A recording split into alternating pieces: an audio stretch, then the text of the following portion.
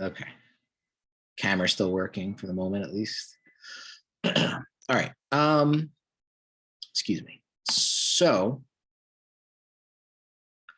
I started talking about this idea of validity claims, which is an important idea in Habermas's thinking. So I'd like to explain that a little bit more. Just waiting for the screen to adjust itself.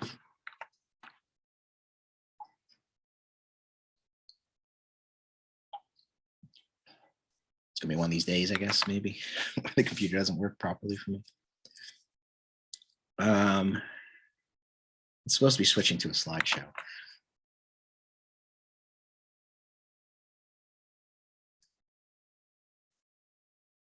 What's going on here? Okay. A little bit of a delay there, but still seems to be working.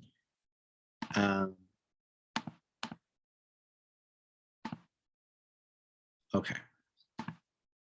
So Habermas argues that when we communicate, that we're implicitly bringing into play at least one of these, what he calls validity claims, and that this actually sort of underpins all communication.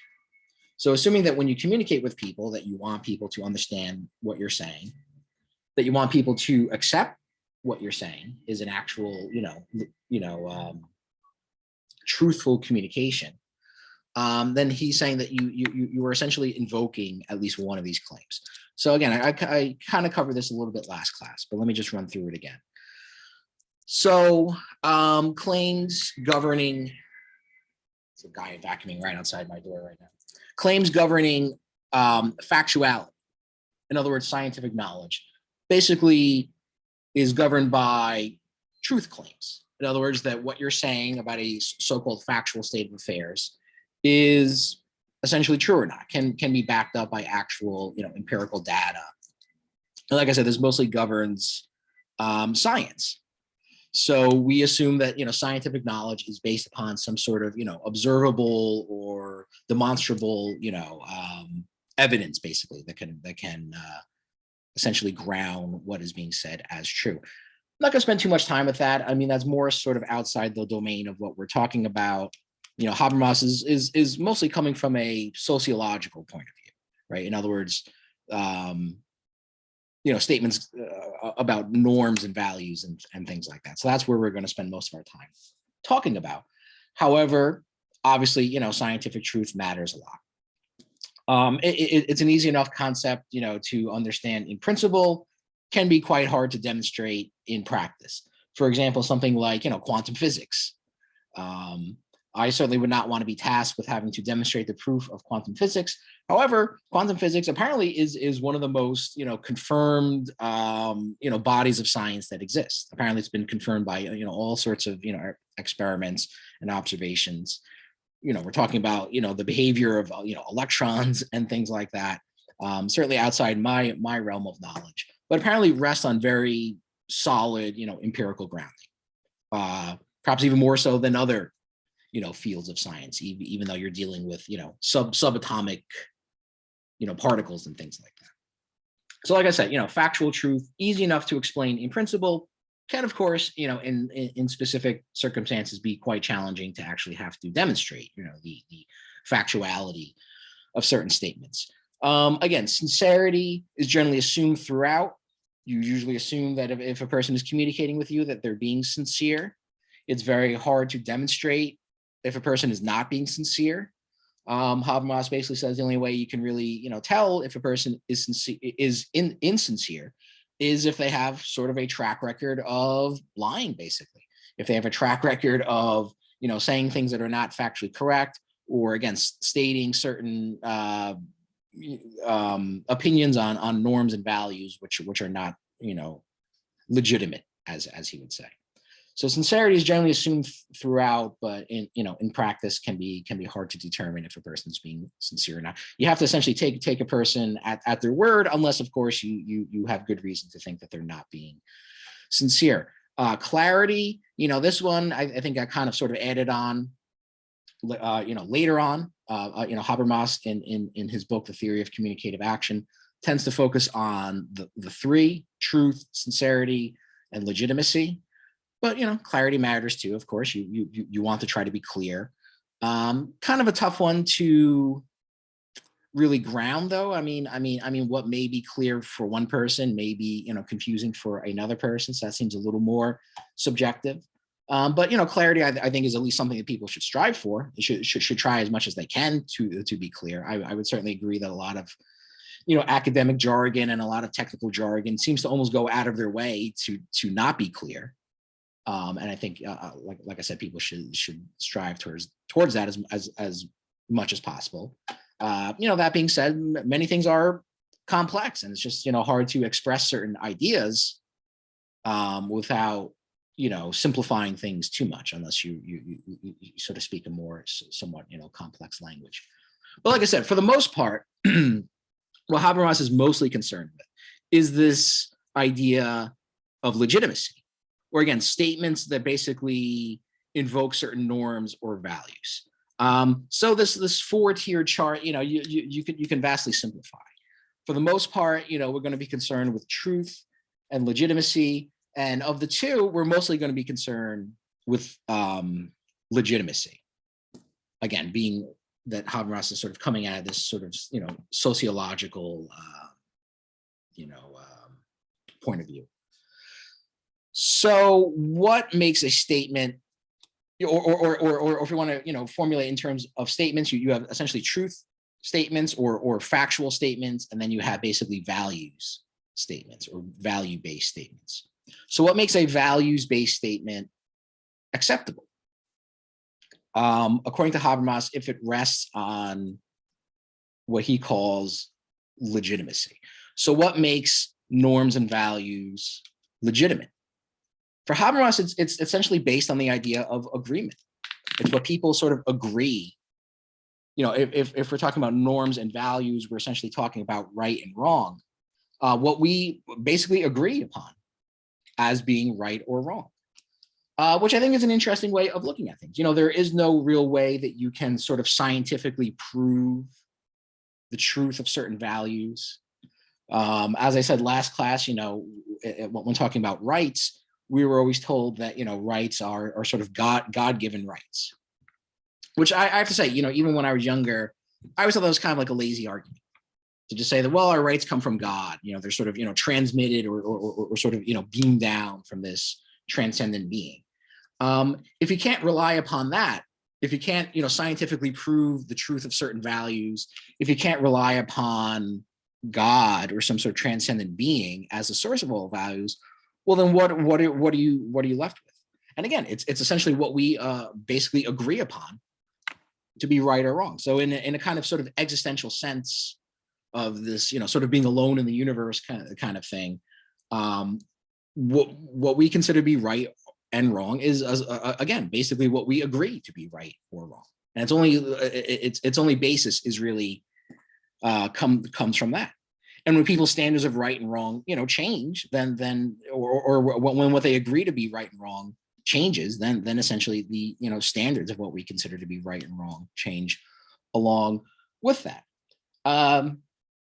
So that sounds like kind of almost like an atheistic statement of values, and I suppose it is to a certain extent. I believe Habermas actually is a Christian, so I don't think he's necessarily an atheist. But he certainly sort of approaches these questions, I guess, as if we should sort of approach it that way. That again, where right and wrong comes from, or what our standards of right and wrong come from, essentially are what we agree to be right and wrong. Now that might sound like, in some sense, kind of like an idealistic notion, because how are people going to agree on anything? People just disagree upon things all the time. So how are we going to have any standards of right and wrong if it's based upon agreement, and if you can't get people to basically agree on anything? Well, I think in that regard, what he means by sort of agreeing on standards of right and wrong is not so much you just assume that people are going to agree upon things, but it's almost like how people would sort of answer questions in a courtroom or something like that. Whereas to a certain extent, people are sort of compelled to give answers to certain types of questions, that people have to give reasons for what they believe, and are, to a certain extent, sort of compelled to explain themselves why they take certain stances on certain types of values. So I think that's a good way of approaching it. I mean, on the other hand, if you think about, if you ignore that, then what are you basically doing? You're essentially, forcing people to live by certain values, to live by certain, codes of conduct, basically, that they have no say in, that they have no ability to agree or disagree with, and have no ability to, participate or sort of, contribute their own thoughts on this. I mean, to me, that seems like a very authoritarian thing to do, right? To force people to live according to certain values that they have no say in whatsoever. If you think about, if we illustrate this with a few examples, we think about things like, for example, same-sex marriage, right? Many people, many on the religious right or the Christian right in this country don't believe in something like same-sex marriage. But what they're really doing, though, or what they're trying to force upon people is for people, in this case, the LGBTQ community of people, or communities of people, to live by certain value codes that they have no say in, right? No one's asking if they agree with that idea or not. But you want to sort of, force that opinion, that set of standards upon people anyway. So it seems only fair that you allow people to voice their own opinion about these things. And then, from there, like I said, people are still going to have disagreements on things, but then you have to give some kind of opinion based upon that. And when you look at the argument or some sort of, reason for why you think that way, and if you look at the arguments against same-sex marriage, I mean, they're mostly kind of absurd, right? I mean, most say that, it's going to do some kind of harm to people or some kind of harm to society, which has never really been demonstrated in any way. So, of course, sometimes you do also, of course, have to, base value statements. There is a sort of like interplay between, values-based statements and factual statements. Or to take another example, look at something like, like COVID. Is it morally, correct to, force people to go back to work, or force, kids to go back to schools and things like that? Well, how you're going to answer on that question does depend upon some kind of factual statements, right? Like the number of cases and, how dangerous this, particular virus is and things like that. So oftentimes value statements do have to sort of, rely upon or essentially borrow factual knowledge at the same point, but they are at the same time kind of distinct as well. There is but there is a kind of like complex sort of interaction between the two. And so again, I don't think you can really make a good argument against something like same-sex marriage that really holds up and they're under any kind of actual scrutiny. And I also mentioned that when we were talking about rights last class as well. Many people, most people probably say that, something like healthcare is a human right. But many people on the, many conservatives are opposed to that idea. But if you have to give some kind of argument as to why you're opposed to the idea of healthcare as a human right, again, I would think that's fairly hard to do. Besides the fact that most other countries in the world, basically recognize a right to healthcare, you would have to. Well, I guess you would have to go back and sort of agree upon what you would consider to be rights. Like what are some of the basic characteristics of rights? And they would be, again, I'm assuming here, but I think most people would agree with this, that are things that are essential to human life, things that human beings can't live without or do without, like freedom of speech. Most people would agree that, freedom of speech, being able to say what you want without fear of government reprisal, is essential to human life, that you simply can't live life without that as a right. I would argue then that things like healthcare would also fall into that, right? I mean, how can you really imagine, a person living life without access to healthcare, without being able to seek treatment for health issues that they might have, without being turned away, or for that matter, without being driven into financial ruin, because of it as well. ironically, as it is in this country, at least, we give greater emphasis to something like the right to own firearms than we do to things like healthcare and housing and things like that, even though most people would probably agree that those things are more important and more essential to human life rather than the right to, stockpile assault rifles in my basement or something like that. Yet we give greater emphasis to that right than we do to rights like healthcare. So again, just because you say that values are based upon agreement, what people agree to be right and wrong, doesn't mean that it's going to just, automatically, like people are just going to automatically agree on things. But when you at least compel people that they have to give at least some kind of reason for what they believe, and that you're allowed to challenge those reasons and contest those reasons, then I think you actually can get closer to something like an actual agreement on things, even if it's, like I said, much more like a courtroom setting where people are to a certain extent compelled to answer certain types of questions. And as I think I didn't make this point last class, but I think, part of the reason why you can't make a good argument against healthcare as a human right, just take that as an example. There are obviously other things that you could bring up as well. But I think the reason that you can't really make a good argument about it is, I think, a big part of the reason why you do see people become so sort of insulated in their media, in their, sources of political knowledge and things like that. We see it in social media a lot. We see it, in people used to talk about, the Fox News bubble, that, these people that watch Fox News and don't watch anything else and become sort of insulated in this like bubble where they're just hearing their own opinions sort of, reinforced over and over and over again. They're getting confirmation and validation for their own prejudices, basically, without ever having to confront anybody that thinks a different way. Social media also apparently does that to a large extent as well. I'm sure people, many people have seen examples of that.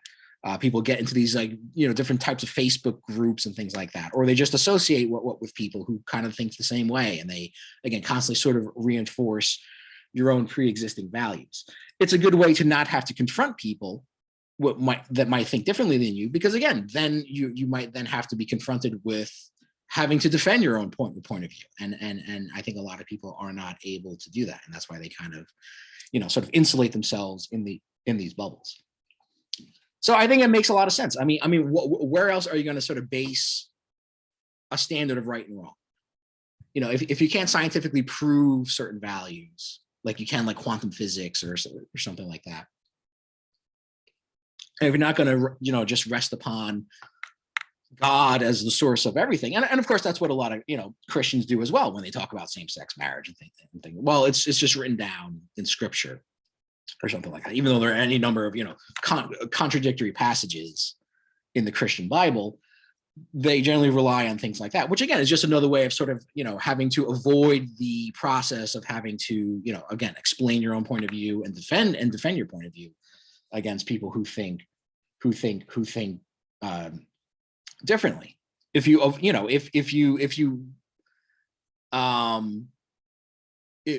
start from that idea that you can't scientifically prove morals and you can't just rely upon God for everything, where else are you supposed to base it on, other than the fact that standards again of right and wrong basically come from what people basically agree to be right and wrong. I think that makes a lot of sense. And again, it's something that Habermas gives a lot of emphasis on.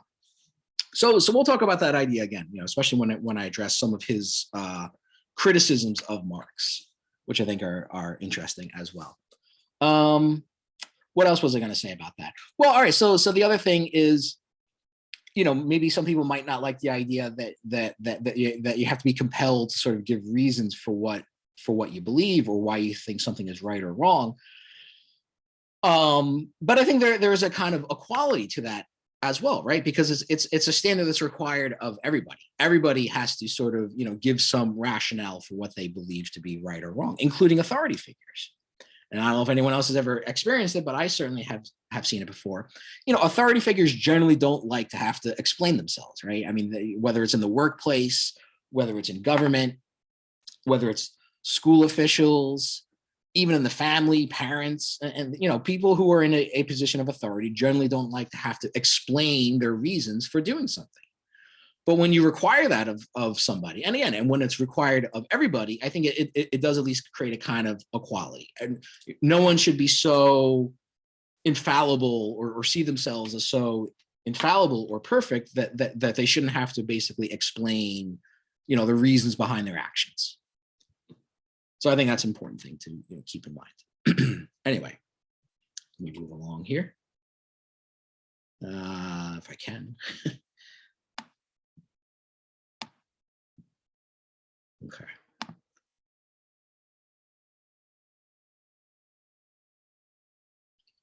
So next we come to this idea, again, of what Habermas refers to as the system and the life world.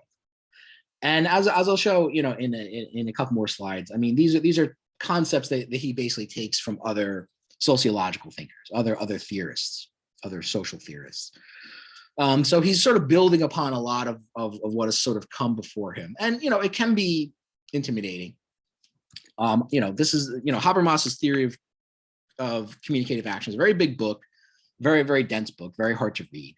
And, all I can do is try to condense it down a little bit and try to explain it as best as I can. Obviously, it's not a substitute for, engaging with this material more. I mean, what I gave in class last week to read was basically the last section of the last chapter of this book, which again, like I already said, is a very, large and very dense text. So that was more or less Habermas trying to sort of sum up everything that he's talking about. But anyway, when he's talking about society, he's basically saying society itself can be sort of broken up into two different levels, right? There's what he refers to as the life world, which is basically the realm of culture and society. As it says here, the life world sort of breaks down into what he calls cultural reproduction, social integration, and socialization.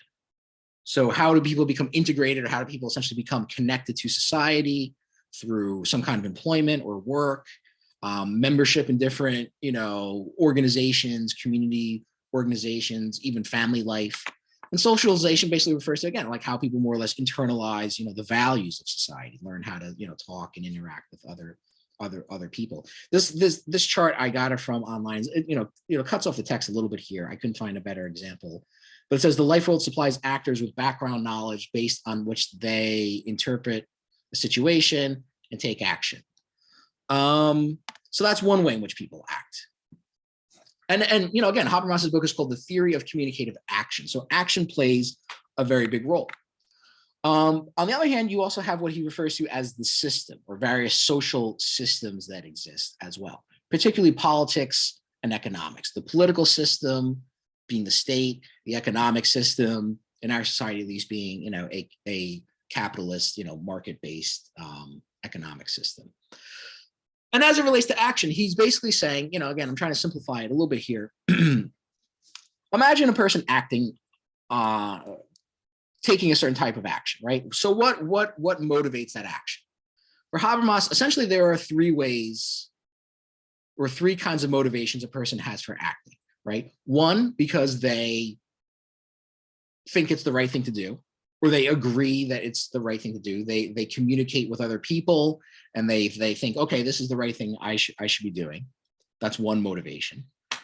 Or essentially they're being forced to do it through a kind of power hierarchy, politics. Or the third motivation then would be that essentially they're getting paid to do it. They have a kind of economic incentive for doing it. And those are essentially the three main motivations for action. I mean, try to think about it, see if you can come up with another motivation for why a person would do something. I think it would be fairly hard to think about. Perhaps you could say that people do things out of habit. Maybe they do things they're not even fully conscious of. Yeah, I mean, granted. But for the most part, when they undertake any kind of sort of conscious action, it's either because they think it's the right thing to do, at least in that situation. They're being forced to do it, or they're being paid to do it. And those basically, again, sort of, comprise the three main forms of action. Now, what Habermas sees, and this is what makes his theory as he says, a critical theory of society, is that the realm of communication, the realm of what he, again, calls the life world, In German, it's the Lebenswelt, right? Sort of takes this concept out of German philosophy and sociology. The realm of communication, though, is increasingly becoming shrunk and marginalized and reduced. And more often, the sort of political and economic motives are kind of taking over more and more aspects of life. So there becomes very little sort of leeway for people to do things, again, based on things that they actually agree on, based that they've agreed upon in a process of communication with other people, and increasingly are becoming things that they're essentially forced to, whether directly through the force of law, which of course is maintained by the state, or through economic motivations that they're being paid to do it. But again, as we know, more often than not, when people are being paid to do things, they're not often paid exactly what they want, right? They're to a large extent sort of dictated terms, either take it or leave it, basically. And those aspects are, again, the sort of political and economic coercions are essentially coming to dominate most aspects of social life. So that is what essentially gives him a what makes his theory a critical theory. And he refers to money and power as what he calls steering media. It's a way of sort of steering people or directing people to do certain things. It's a lot of terminology here, and again, most of it he's taking from prior thinkers, so you don't have to concern yourself that much with it. But again, money and power that replace language, as it says here, as the mechanism for coordinating action. And I think the next chart basically kind of shows you this again. Again, this sort of dichotomy of life, world, and system, here divided up into private and public realms within the life world, and then the economy and state, again, the what he calls the system, or systems plural, basically, which are increasingly taking over aspects of life. Now, he refers to this where politics and economics basically take over the communicative aspects of life. He calls this the colonization of the life. And again, it basically speaks to what I just said, that society and culture are essentially being taken over, or as he says, colonized by politics and economics. Again, interesting way of looking at it. Kind of, speaks to various other things that we've talked about in class, but here Habermas is giving his emphasis on it, which he says is much less based upon the individual and much less based upon consciousness, and more based upon communication as a whole, or communication in sort of a social aspect of it. And he does link it to this idea of reification as well, which of course is a concept first articulated by George Lukács, and then sort of taken over by the Frankfurt School theorists like Adorno and Horkheimer. If you think back to the Lukács essay, the title of the essay is Reification and the Consciousness of the Proletariat. So Habermas wants to move away, again, from this sort of individual level of consciousness, which he thinks is a flawed view. He thinks that when you base everything upon the individual, that you essentially kind of paint yourself into a corner, because the individual by themselves, sort of confronted by this massive, political state and economic system, of course, it is going to seem very sort of helpless and vulnerable in the face of these larger forces. So he wants to shift the emphasis less on individual consciousness and more on the process of communication as a whole, because he thinks that you can somewhat salvage that, right? Essentially what he's calling for in many ways is for people to, I guess, learn to communicate, or to learn to communicate better. And I think there is something to that as well. It does seem as if people have in many ways forgotten how to communicate, or forgotten how to communicate at least in an effective way. People are in many cases not able to express their own, not only other people's point of view, but even their own point of view, and to really articulate that in a way that makes sense to other people. So I think this idea of focusing more on communication and sort of learning how to communicate better is important. And again, when we think of the idea of reification, right, as the term implies, comes from the Latin, right? It means basically to thingify. When something becomes reified, it becomes something that's sort of organic becomes inorganic. And associated with that are what becomes sort of flexible and malleable becomes sort of rigid and hard. And again, if you think about it in terms of communication, that kind of expresses what he's talking about here. When we think about communication, we think about something that's kind of open-ended and flexible. People can communicate and go various different ways based upon how they communicate with each other. But when politics and economics takes over, you're essentially reifying that, right? What was once sort of open-ended and flexible now becomes fixed and rigid and unchangeable. And another aspect that's sort of associated with this idea of reification is, again, things which emerge in a historical process, which of course changes over time, right? That's what history is, right? But the sort of cataloging the process of change over time becomes essentially eternalized. So in the context of so-called bourgeois society, for example, the sort of bourgeois values and bourgeois ideas of science and everything else, which emerged at a specific point in time in history, or emerged over a process of time in history, now becomes eternalized. It becomes just sort of taken for granted as the only way to look at things, right? I mean, those are important aspects of this concept of reification. And it's why, I think people like Lukács and the Frankfurt School and Habermas, who's sort of like represents another generation basically of these Frankfurt School theorists. I think that's why they all are important in many ways, is that they do sort of speak to this idea of how people take certain values for granted and sort of take certain ideas for things for granted and forget that these things sort of came about, they have a beginning and presumably have an end as well. But when things become reified, you kind of forget about that. You forget that things have a kind of beginning and end, and you just sort of take it for granted that it just kind of goes on forever. It becomes eternalized, like I said, or naturalized could be another word for it, that you just take it for granted that these are sort of just a natural way in which things are. So, Habermas also sort of sees the idea of reification as important, but again, sort of looks more to the process of communication in society. Whereas people used to communicate things, he says, or at least in the realm where people are free to communicate about things and form their own, values about things, increasingly is being sort of taken over by this very sort of rigid, political and economic process. So that's how he approaches that. Yeah, it's a very sort of intriguing idea, but I think there are many aspects of his theory that have not particularly aged well, particularly when he deals with critiquing Marx, which I'll talk a little bit about. So again, Habermas sees his theory of communicative action as an alternative to the Marxist theory of value.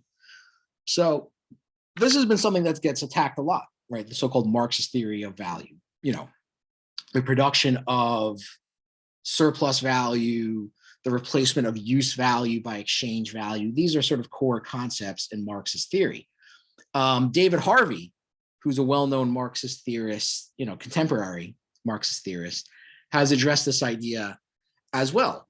And he, of course, obviously tries to defend Marx's value theory. What he says about it is basically that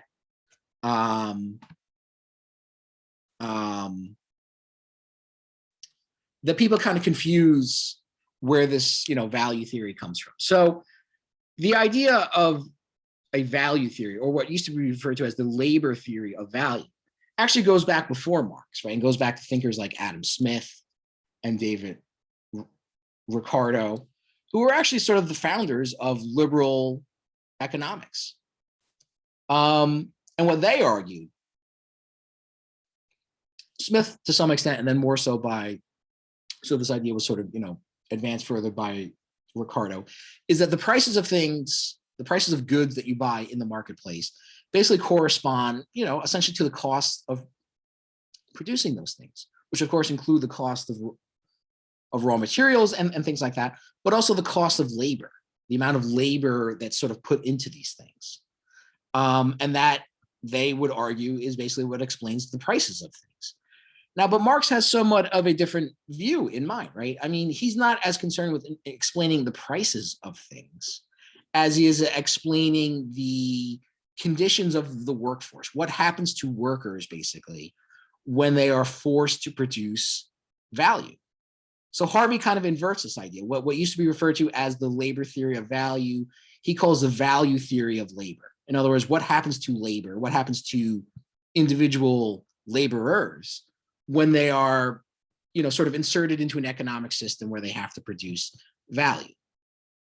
The result is usually not very good, specifically, during Marx's day, where the conditions of the working class, of course, were quite miserable. And in the contemporary world that we live in, it still kind of is. I mean, we, not to be, facetious about it, but I mean, the working conditions of probably most Americans are not as bad as they used to be, for the most part.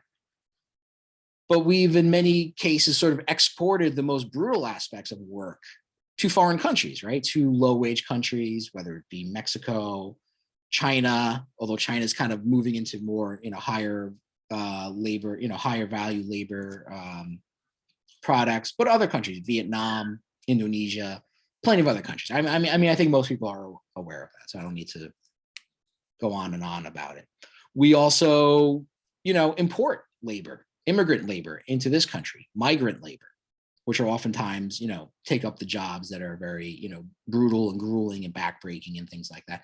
So these, these more brutal aspects of producing value still exist. It's just that for the most part, they're sort of taken, out of the view of most members of the American public.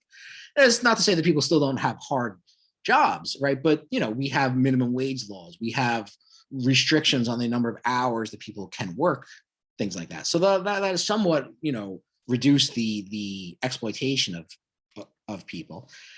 And of course, I'm not trying to paint too rosy of a picture here. I mean, clearly minimum wage laws are drastically lower than what they should be. I mean, even a $15 minimum wage would not really be a living wage for most people. And it's not even close to being a $15 minimum wage, right? The minimum wage is, I think, like $7.25 an hour, which is obviously ridiculous, but even $15 an hour, I mean, wouldn't be enough. That only averages out to about, $30,000 a year income. Not a whole lot. The working day has been limited to 8 hours a day, but many employers, have found ways to kind of get around that to a certain extent. For example, Elon Musk, says that he expects his employees to work no less than 12 hours a day, or 60 hours a week, basically. And that's at the minimum. Probably in many cases they're working more than that. So, there are some restrictions on how much workers can be exploited now, but a lot of it is, like I said, sort of still goes on, but sort of not in full view of the public anymore, of the American public at least. And gradually employers are finding a kind of sort of eat away at some of these other restrictions at what they can do. So in short, I think there is still something to be said about the so-called Marxist theory of value, or what Harvey calls the value theory of labor. And it makes you wonder, well, why does Habermas sort of want to move away from that? Well, I think that's related to the second point. Again, another idea, which is not particularly aged well. Habermas's belief that class conflict has largely been pacified, and he refers to this at several points, pacified through welfare state measures, through the redistribution of income, through, again, things like minimum wage laws, through, various kinds of social rights and social provisions that are made to people. It's a very outdated view. I mean, again, Habermas is writing this in the late 1970s and 1980s. He's also writing this in a German context at a time where, Germany was still split into East and West Germany. Germany does have, much more extensive social rights than the United States does. And, while the Cold War was still going on, people in Western countries generally did enjoy, particularly in Europe, did enjoy more extensive social rights. Since the end of the Cold War, there's been a drastic sort of scaling down on those social rights. much more here in the United States, of course, where it's always more limited than it is in Europe. So it's not a view that's aged very well. And of course, you know, probably since around 2008, if not before then, class conflict has really come back into play. But it's interesting that he would have a view of society where class conflict did not seem to be as important as it is now, or was in prior periods of time either. I think there's, you know, something to that. Excuse me. But like I said, it's not a view that has aged, you know, particularly well. When we get to Adorno's speech on late capitalism or industrial society, I'll show some graphs and charts which basically speak to that point as well. But, you know, for many years now, it's generally been acknowledged by people that, you know, inequality is, of course, drastically on the rise. Wages have basically been stagnant since the 1970s, you know, particularly here in the United States. The gap between rich and poor, like I said, has grown, you know, significantly more so. Welfare has essentially been gutted, been severely reduced and restricted. And again, it was always much more limited here in the United States than it was in European countries like Germany or West Germany when Habermas is writing. But not a view that has aged particularly well. And I think shows you at least one important area where you can sort of, you know, refashion or sort of reinterpret Habermas's theory and other, you know, critical theories and try to make it more in step with the contemporary era, where things like class conflict have certainly come back into play. Again, Habermas is not the only one to make that argument. Marcuse, for example, in the 1960s and 1950s would talk about the affluent society. You know, a society where people's material needs have, at least for, you know, the dominant majority perhaps, have been satisfied, that we allow for a certain amount of sexual and aggressive gratification of impulses, and with people's basic needs being satisfied, they feel no need to revolt or to rebel. And I certainly don't envy the task of people trying to make these kinds of theories in the 1960s, trying to argue to people that they're still alienated, that they're still not free in a true sense, in a maybe more truer, more substantial sense of the word, while their, you know, various, you know, material needs are being satisfied. But that's not really an issue anymore. I mean, the fact is that people's living standards have significantly declined since the 1990s, if not, again, you know, before then as well. A very, you know, disturbing statistic, life expectancy here in the United States has been trending downwards for several years now, you know, even you know, several years before COVID. You know, we often talk about the cost of living has increased significantly, and of course it has, in terms of housing and healthcare and education and various things like that. And that's not something that you should overlook. I mean, the cost of living has literally increased so much that it literally is shortening people's lifespans. I mean, people literally can't afford to live longer lives anymore because of massive increase in cost of living and things like that. So there are any number of things, and you know, I'll get into a little bit more. We'll have some more, you know, empirical data and charts and things like that to back up what I'm saying here. On the other hand, you know, I think it is something I think most people are aware of. I mean, it's certainly been something that people have been talking about for many years now, particularly since the crash of 2008, right? The crash of 2008 really sort of ripped the veil off of things and really sort of exposed how poorly, you know, the living conditions of many people actually were. And to a large extent, that was covered up by debt, people's ability to go into ever deeper amounts of debt to finance their standard of living, and, you know, various things like that. But now that has largely been, you know, exposed, now you realize the true picture of how, you know, badly most people, frankly, are living. And again, much worse here than in the United States than in many European countries. But even in European countries, right, the move towards neoliberalism, the move towards free market, you know, policies, with the resulting increase in inequality and reduction of living standards for everybody else, has occurred there as well, although perhaps not as extreme as in the United States. And Habermas also places a lot of emphasis on what he refers to as new politics, essentially taking over from the old politics being basically, class conflict, materialist understanding of politics. And again, it's kind of funny how badly these views have aged. Whereas again, these things have very much come back into the forefront of things again. But what he means by new politics are basically things that we would consider like identity politics, an emphasis on cultural issues, although other things which are probably more relevant, like the environment, like nuclear weapons and things like that, which are very important, obviously. And I'm not saying that the cultural identity politics stuff isn't important at all.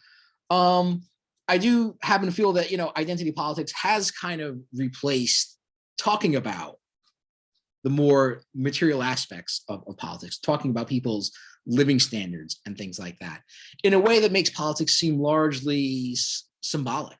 It's just a contest over these various symbolic gestures, which don't really do anything to really, improve people's actual standard of living. But again, it is something that Habermas places a lot of emphasis on. And again, related to that, there's a de-emphasis on class conflict. So when Habermas talks about communication, or when he talks about ideology, whereas we used to understand the idea of ideology as sort of dominant ideas that reflect the class interests of the ruling class, now Habermas sort of focuses more on what he calls distorted communication, which doesn't necessarily, correspond to one dominant ruling class of people. The way he sees it, people might not even be aware of it, right? That there may be just sort of taken for granted notions or values that people have that they're not even consciously aware of the fact, but may, in essence, sort of, be part of what he would call a distorted communication, or may reflect certain, again, sort of taken for granted values, which may not be rational in the sense that they can be, that you can find good reasons for supporting them, but it's just that people tend to traditionally, internalize these things and not really think much about it. I mean, that's important, but that is a very drastic step away from the idea that sort of dominant ideas are put forward more or less intentionally or consciously to essentially brainwash people to support the agenda of the ruling class, to support ideas and values and things like that, which may not be in their own interest, but may be in the interest of the ruling class, whether it's war, whether it's, how we deal with COVID, various things like that. All of which I would say are things that, have not, aged, particularly well. So going into Marx a little bit more. Now I mentioned, we started this class off talking about Marx, and I've mentioned, of course, that most of the Frankfurt School theorists were very much influenced by Marx, as is Habermas to an extent as well. But you've gradually seen a sort of move further and further away from Marx, a move further and further away from the importance of class conflict as sort of the defining conflict within a society, and even a move away from the important emphasis given to the working class, which of course was intrinsic and essential to Marx's understanding of politics. But even with Adorno and Horkheimer and the generation before Habermas, you see them very much, and Marcuse, you see them very much sort of moving away from the idea, almost dismissing the idea of the working class as being a class of people that, because of their position within society, are almost compelled to bring about change, progressive change.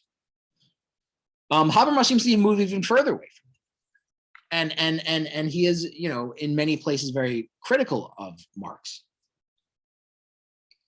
So I'd like to try to address what I think at least are his three major criticisms of Marx that you find in the theory of communicative action.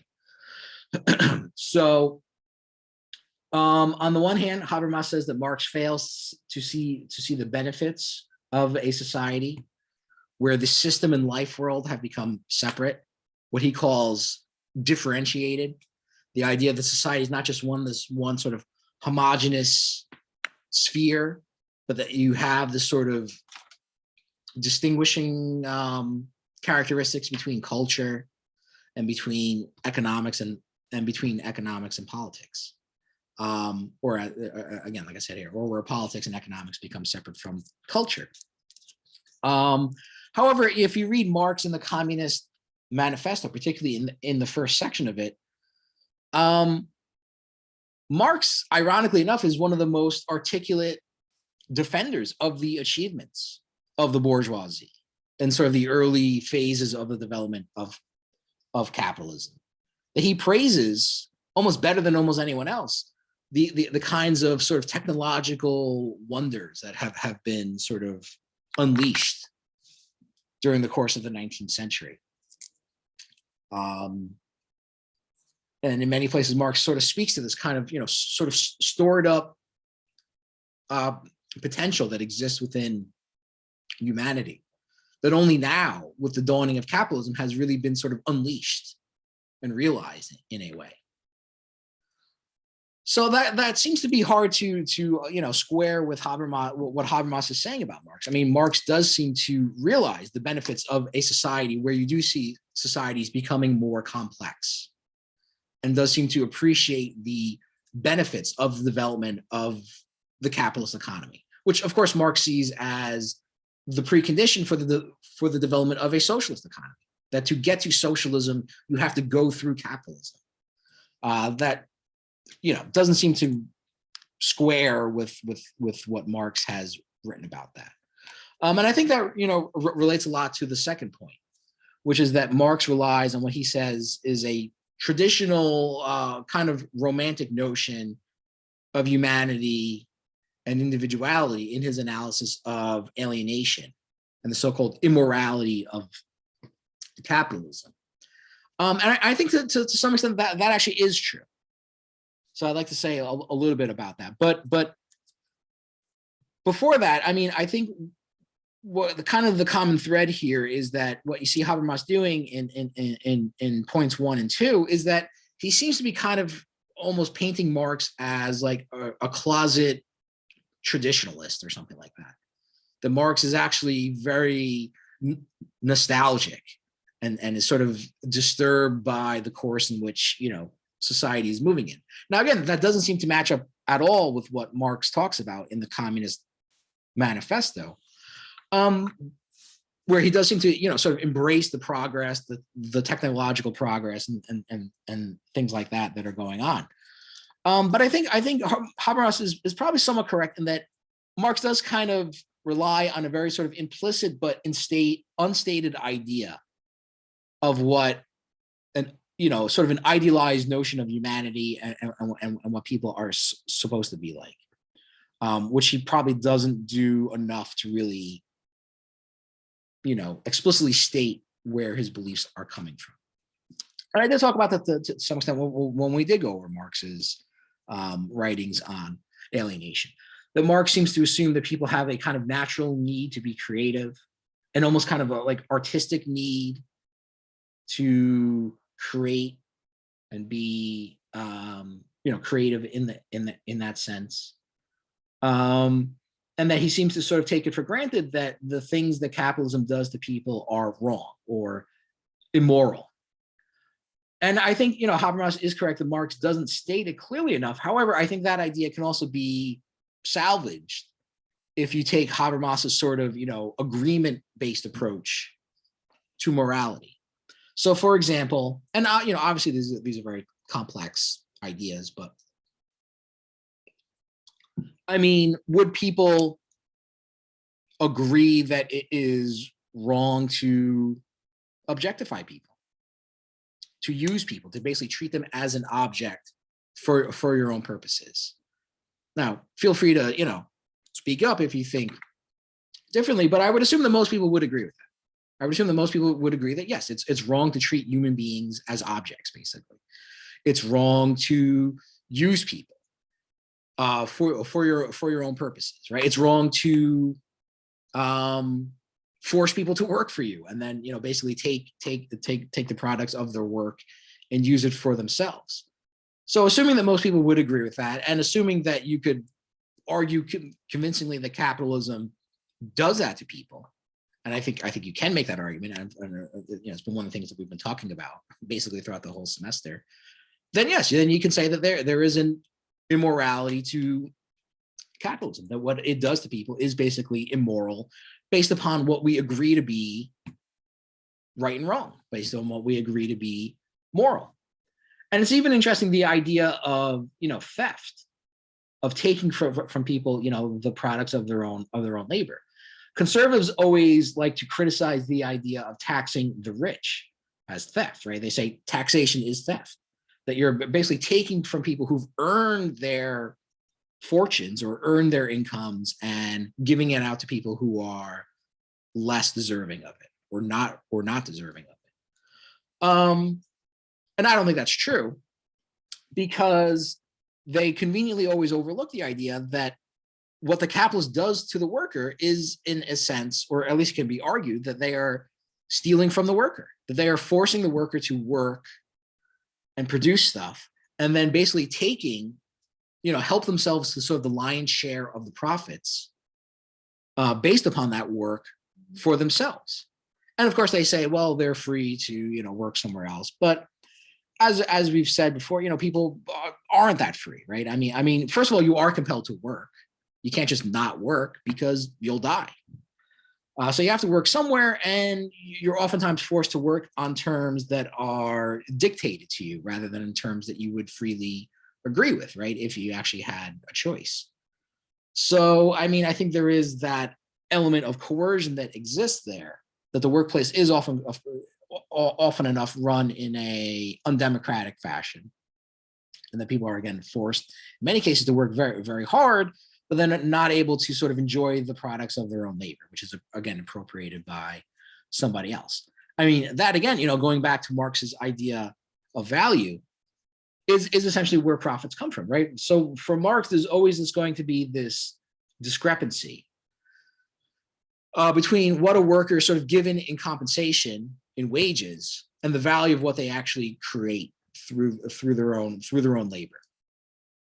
That there will always be a gap, that they'll never receive the full value of what they produce, and that sort of gap between what they get and what they produce, that excess or that surplus, is what Marx literally calls surplus value, and he thinks that is essentially where profits come from. It's because the worker is able to get more value out of the workers than what he actually pays the workers for, and that excess, or again that surplus, is basically where profits come from. Now, a lot of that also has to do, and Habermas talks about this also, and does agree with this to a large extent, this sort of what he calls transformation between concrete labor and abstract labor, which is kind of just another variation on the theme of quantity versus quality. Concrete labor is quality. Concrete labor is what the worker is actually doing. But what they get paid for isn't their concrete labor, right? They don't get paid for what they're actually doing.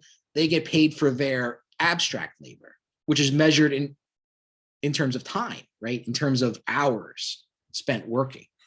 And that's what your wages correspond to, right? You're paid a certain wage per hour. You're not, for the most part, paid for your concrete labor, but you're paid for abstract labor. You're paid for a certain number of time that you're spent working. And it's in this sort of, what gets sort of lost in translation, essentially, between concrete labor and abstract labor, is a sort of extra amount that the workers contribute, what they're not actually getting paid for. And Marx elaborates this, to a significant extent in Capital, which can't really go into that much more here. But that's at least sort of the basic gist of it. So again, on point one, I don't think that's true. I think Marx does appreciate the benefits of a society that has become more and more complex. I think that Marx does probably to some extent rely on an unstated idea of why capitalism is immoral. But I think you could still, by stating certain values that people would agree with, I think you could still make a pretty good argument why capitalism is immoral, that what it does to people is actually wrong. And third, the third aspect, that the class conflicts have been pacified, again, it's very much, outdated, but may have made more sense in the context of the late 1970s, particularly in a European country like West Germany, which did have more extensive social rights. So you can at least understand maybe why he would have said that. So out of 3 claims, Habermas is basically wrong in, two out of 3 claims that he makes, which isn't, particularly great, I guess. I mean, I would say that, in other words, that, probably if you want to sort of improve upon this, I think in many ways you kind of have to go back to Marx and sort of realize that a lot of, Marx's ideas are still very, relevant today. And that being said, and this is kind of the last thing I'll say about, Habermas. But I think, the theory of communicative action is a very important text. I mean, it's essential reading for students of political philosophy, as well as for students of sociology. As Habermas, sort of brings together, incorporates, and synthesizes the ideas of some of the most important thinkers in sociology. And sort of here's a brief list here. Max Weber's idea of rationalization. I'm not going to go through all these because it would take too much time. But these are all important sociological thinkers. Anyone who's ever taken a course in sociology would probably have encountered at least some of the people mentioned here. But Max Weber's idea of rationalization, Emil Durkheim's idea of social norms, particularly the idea of the sacred, of religion.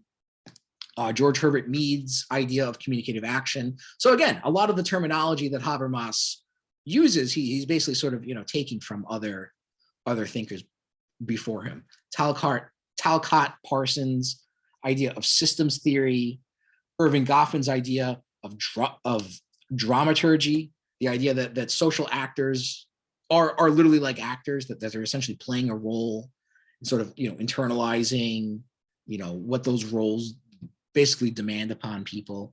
Alfred Schutz's idea of the life world. So again, here, taking this idea from another thinker before him.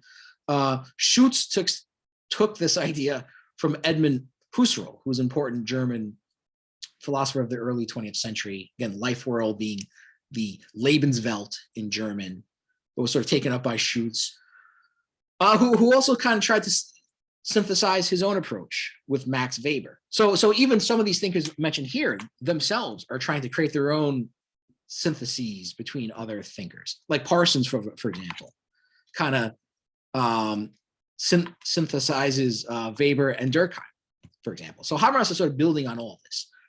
John Austin and John Searle's speech act theory, and of course Marx. Who's often considered to be one of the founding figures in sociology as well. So it is an important text. It's a very long text. I mean, we're talking about a 2-volume work, 800 pages, each volume basically being about 400 pages or so. Extremely dense text.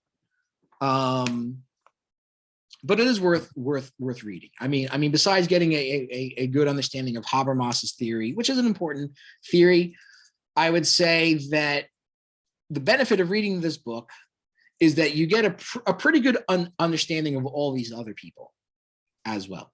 I mean, and again, these are just the people that more or less have a chapter devoted to them, or a key idea like the life world devoted to them.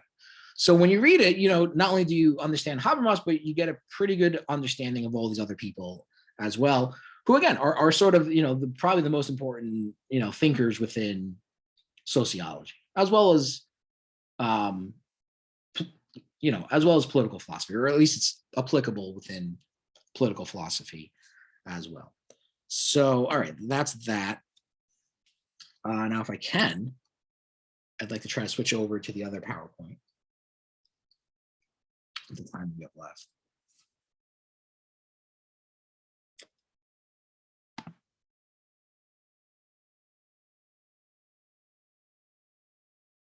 Okay.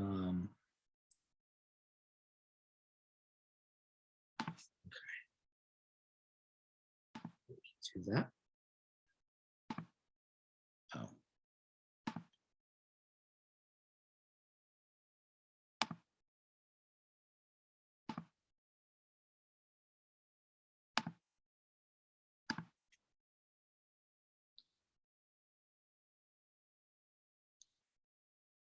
That work?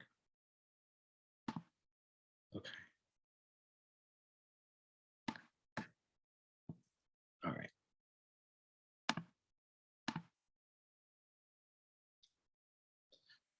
All right, so now a little bit of a lag again.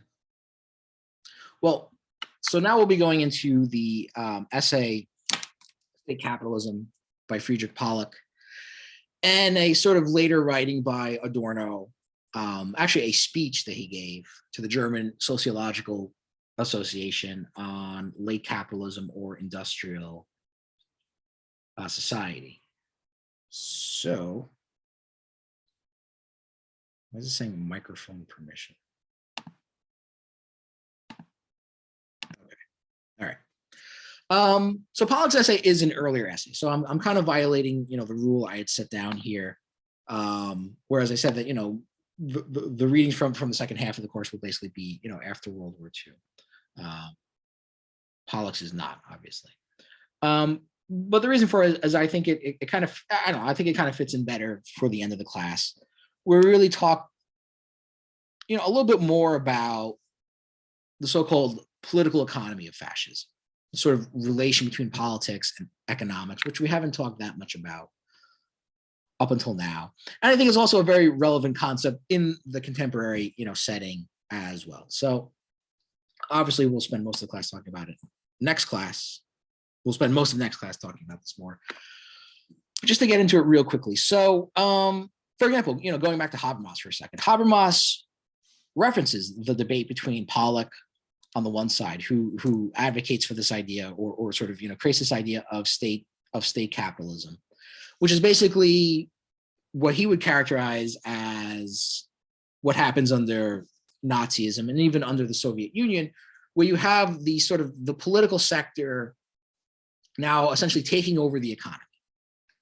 That the economic system of capitalism, the profit motive still exists to a certain extent, but the sort of the political directives of the state come to be the dominant aspect of society, and that production and the sort of economic realm are now sort of run for the benefit of the state. This is how Pollock characterizes Nazism and the Soviet Union. But not everyone sort of agreed with that view.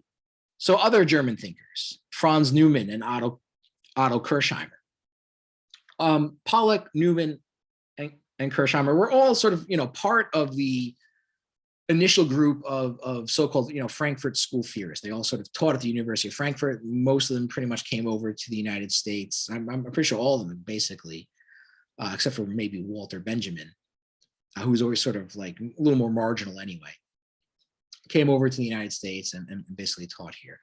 So Neumann and Kirchheimer basically argue that no, actually, monopoly capitalism, sort of corporate dominated capitalism still continues to exist even under these regimes, that the sort of totalitarian aspect of the state is kind of for appearance's sake, that it appears as if it is now sort of running the show, but in actuality, private corporations, private corporate monopolies are still essentially running the show, and that the interest of private corporations is still dictating what's going on, at least in Nazism, at least under the Nazi regime, if not under the Soviet Union as well. So it is, a very interesting point of view here, and you can see two fairly diametrically opposed points of view. What actually is running the show under fascism? We'll for the most part, leave the Soviet Union aside because it may be a little bit different. But what was actually sort of really directing things under Nazism? Was it actually the government? Was it actually the Nazi Party under Hitler and his little inner circle of people? Or were private corporations still kind of running the show and sort of dictating in a sense terms to the Nazi Party, who would simply sort of carry out the will of these private corporations? Kind of an important question. And again, one which is not easily resolved. Again, we see here, people taking sort of different views on these ideas. So for Pollock, for the idea of state capitalism, government decrees, centralized planning, For example, the government basically sort of setting goals for production to corporations, how many tons of steel need to be, produced, how many cars need to be made, how many tanks and planes need to be made, are more or less dictated by the government. Wage and price controls, the government basically setting wage levels, setting price levels, telling people what they can charge for, or what the prices of certain goods and commodities are. And other mechanisms would essentially replace the laws of supply and demand. So again, Pollock, concedes that, the profit motive still plays a role. Things are still produced for profit, but that the profits themselves are sort of, put at the service of the government. And again, he would identify this with both fascism, specifically Nazism, but also with the Soviet Union as well. Soviet-style socialism. Ironically enough, the term Soviet basically refers to workers' councils. So, in other words, when we think of the Soviet Union, we think of this incredibly centralized, hierarchical, system of power. But the Soviets, these worker councils, were supposed to be the exact opposite, right? They were supposed to be this sort of decentralized, democratic system of various sort of workers' councils operating in different factories and different production centers. Long story short, Lenin basically at a very early point, suppressed these workers' councils and, again, gradually centralized, power, obviously, in the hands of the government. Adorno and Horkheimer would, for the most part, agree with Pollock's assessment. And this idea of state capitalism would basically form a big part of how they see things in dialectic of enlightenment. And I think it's actually one of the things that they themselves admit hasn't aged particularly well. So, which they say, for example, like in the 1969 preface to the text, which is of course first written in the early 1940s, that they acknowledge that certain things that they were talking about in the 1940s may not be as applicable today. And I think what they're basically talking about is state capitalism. Because, even in the United States, with the New Deal, a lot of people had the sense that that was even where the United States was going.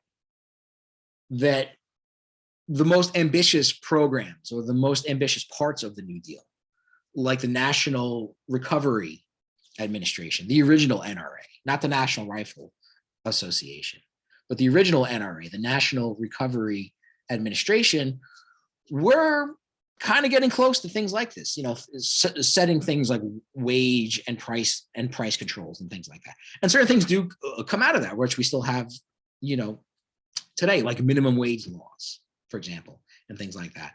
And the government was, beginning to sort of, centralize some aspects of the economy. Of course, the American New Deal never went as far as either the Soviet Union or the Nazi regime. But there was maybe a sense that that's where things were going, that from now on, the market would not exist, at least in the way it had prior to this. That now politics, going forward, would dictate, large aspects of the economy. Simply put, with the end of World War II, many aspects of the New Deal were scaled down, although the New Deal itself kind of continued to exist basically until the 1980s, when it was, has since then been basically taken apart and dismantled piece by piece, with only some aspects left over, like Social Security and things like that, and some very limited aspects of social welfare policies. But I think even by the 1960s, Adorno and Horkheimer would agree that no, the free market, the so-called free market, kind of came back into play after World War II. So the idea of the government sort of dictating large aspects of the economy were not, did not really, obviously the Nazi regime did not survive World War II. The Soviet Union continued to exist, but even that became much more sort of, moderated over time. And of course, eventually, did not exist anymore, although it did outlive Adorno and Horkheimer, but particularly in the United States, right? I mean, there was obviously much more a return to some notion of a free market, although with still, heavy amounts of government regulation, in basically from the late 1940s, basically up until the 1970s. Anyway, again, Newman and Kirchheimer, for example, in Newman's book, Behemoth, again, argued that the so-called totalitarian husk of the state only concealed the continued existence of monopoly capitalism. The market still basically functioned as before. Compromises made between economic and political elites largely came about on the basis of private capitalism. So they would argue, again, that actually the monopolies were still sort of calling the shots and sort of running the show, at least in the Nazi regime. Newman would actually later be an influence on the American sociologist C. Wright Mills in his influential book, The Power Elite, written in the 1950s, 1956, I believe, is when it's first published. And Mills would argue that American politics is increasingly becoming dominated, or is in fact dominated, by an untouchable elite, sort of above the law and beyond any notion of accountability, and sort of made up of this sort of tripartite structure of corporate executives, high-level government bureaucrats, as well as the military. And I think very much sort of served as the inspiration for what would later become known as the military-industrial complex, which was actually a term coined by Dwight Eisenhower in his farewell address in 1961, and just a few short years actually after Mills's book came out. So they did have that kind of influence there, at least, and again did also come to the United States. In a more contemporary setting, and this will probably be the last thing I mention today, the political philosopher Sheldon Wolin would later sort of build on the idea of state capitalism in what he calls inverted totalitarianism, which is basically his way of characterizing the United States in the early 21st century. Wolin dies, I think, in 2015. He first talks about this in an article in 2003, very much in the context of the invasion of Iraq.